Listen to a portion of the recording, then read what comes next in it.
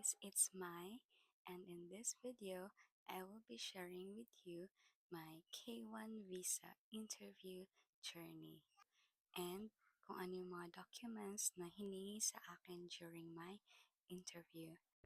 So, yung date po ng interview ko was February 10, 2026, 7:30 in the morning. So, mga 4:30 po umalis na kami ng bahay para bumiyahe. And then dumating kami ng embassy is 5 in the morning. So, sa entrance pa lang po, hinanapan na ng DS-160, yung inyo pong confirmation appointment, and then yung inyong passport. And then after that, pwede na po kayong pumasok. Ililid naman po kayo doon ng mga staff nila. May mga mag-a-assist naman po sa inyo.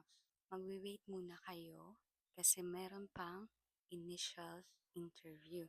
So, sa initial interview, meron na kaagad po silang mga hinanap or nire-require na mga document.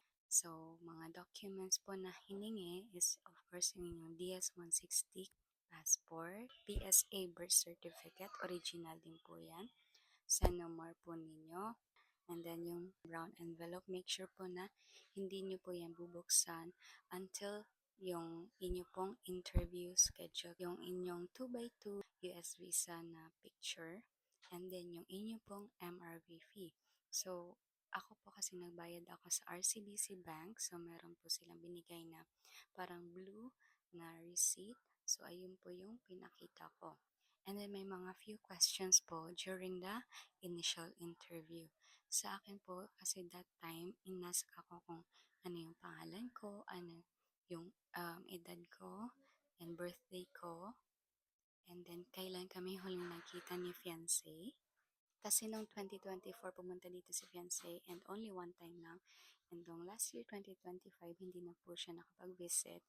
So, inask po bakit hindi nakapag-visit si fiancé noong 2025. Yung pangalan ni fiancé ko, kung saang state po siya, city and state. And then, binalik na sa akin yung aking passport. And sinabihan na ako na pwede na po kayong mag-antay for your final interview.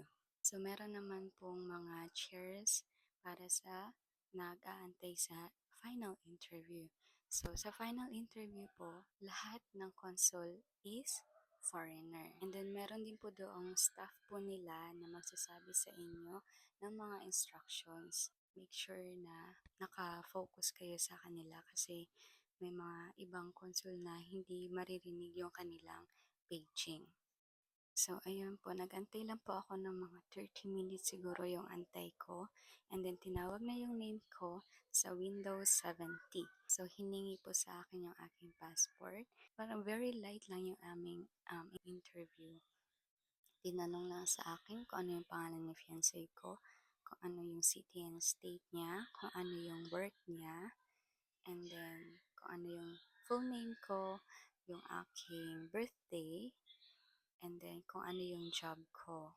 Dala ko na po yung aking proof of communications namin ni fiancé, and then yung iba pong mga requirements. Pero hindi niya po hiningi iyon. Meron lang po siya mga tinanong na few questions kasi meron naman po siyang hawak na mga documents ko. And then tinanong niya lang about sa naging proposal namin ni fiancé, kung meron ba kami mga kasamang friends during the proposal. And then, tanong niya kung meron ba akong kids or si fiancé. After niya tingin-tingin sa mga documents ko, binigyan na niya ako ng yung white na pamphlet. After that, dumiretso na kaagad ako sa Quiapo Church kasama si auntie ko. And then, of course, nagpasalamat kay Lord. So, I hope na nakahelp itong video po to those who are preparing for their interview. I wish you all good luck. And God bless po sa inyong journey. I hope na makapasa na din po kayo sa inyong K1 visa.